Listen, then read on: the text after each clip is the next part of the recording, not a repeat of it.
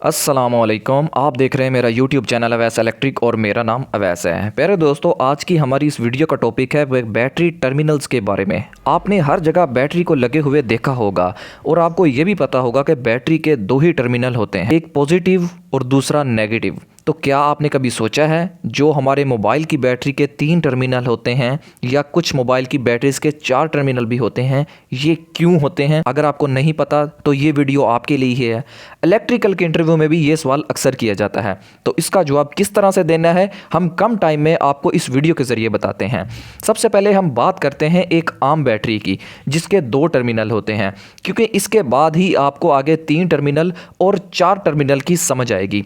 देखें, आम बैटरी में 2 टर्मिनल होते हैं क्योंकि इसके अंदर लेड प्लेट्स होती हैं, सेल्स वगैरह होते हैं जिनके 1.5 वोल्ट से 2 वोल्ट के दरमियान उनकी रेटिंग होती है, और इन सब सेल्स को आपस में सीरीज़ में जोड़कर बैटरी के वोल्टेज और बैटरी की कैपेसिटी जो कि AH में होती है वो डिसाइड की जाती है। इसी तरह एक आम बैटरी को 2 ही टर्मिनल्स होते हैं। अब बात करते हैं मोबाइल के 3 टर्मिनल बैटरी की, यानी कि इसके 3 टर्मिनल क्यों होते हैं। देखें, आम बैटरी की तरह इसके भी 2 टर्मिनल, एक नेगेटिव और दूसरा पॉजिटिव होता है।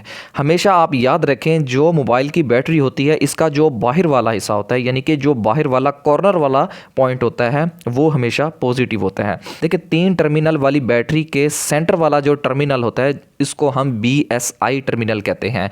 BSI का full form battery system indicator होता है, यानी कि जो हमारा सेंटर वाला टर्मिनल होता है ये हमें इंफॉर्मेशन देता है कि हमारी बैटरी कितने % चार्ज है, बैटरी हमारी फुल चार्ज है या फिर हमारी बैटरी डिस्चार्ज है।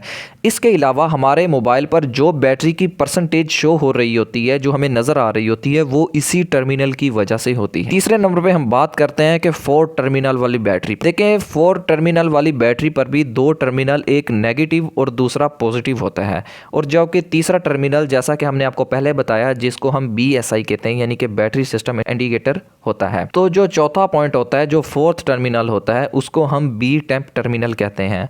B टेम्प टर्मिनल का फुल फॉर्म बैटरी टेम्परेचर होता है, यानी कि हमारी बैटरी ओवरचार्ज होकर हीट होनी शुरू हो गई है या फिर हम मोबाइल को चार्जिंग पे लगाकर यूज़ करना शुरू कर दिया है, तो इस सिलसिले में बैटरी ज़्यादा चार्ज और ज़्यादा डिस्चार्ज होगी और इसी सिलसिले में बैटरी ओवर हीट होना शुरू हो जाएगी। और इसी टर्मिनल की वजह से जो 4th टर्मिनल जिसको हम B टेम्प कहते हैं, इसी टर्मिनल की वजह से हमारे मोबाइल का सेंसर ओवर हीटिंग को सेंस करता है और हमें वार्निंग देना शुरू कर देता है।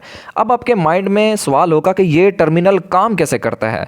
देखें, जो 4 टर्मिनल वाली बैटरी में एक छोटा सा कंपोनेंट लगा होता है जिसे थर्मिस्टर कहते हैं। ये LDR की तरह काम करता है। LDR लाइट को ऑटोमेटिक ऑन ऑफ करने के लिए काम आता है।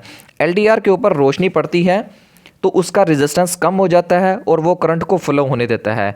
सेम ये थर्मिस्टर भी जब ओवर हीट होता है तो ये हमारे मोबाइल को सिग्नल भेज देता है, जिससे हमारे मोबाइल का सॉफ्टवेयर इस हीटिंग को सेंस करके हमें वार्निंग शो कर देता है। 3 टर्मिनल वाली बैटरी के सेंटर वाले टर्मिनल को BSI और 4 टर्मिनल वाली बैटरी के 4th टर्मिनल को B टेम्प कहते हैं। अगर आप बैटरी बैकअप टाइम मालूम करना चाहते हैं, लेड एसिड या ट्यूबुलर बैटरी के बारे में जानना चाहते हैं, तो मेरे चैनल के बैटरी वाले प्लेलिस्ट में जाकर आप उसको देख सकते हैं। तो उम्मीद है दोस्तों आपको मेरी वीडियो पसंद आई होगी।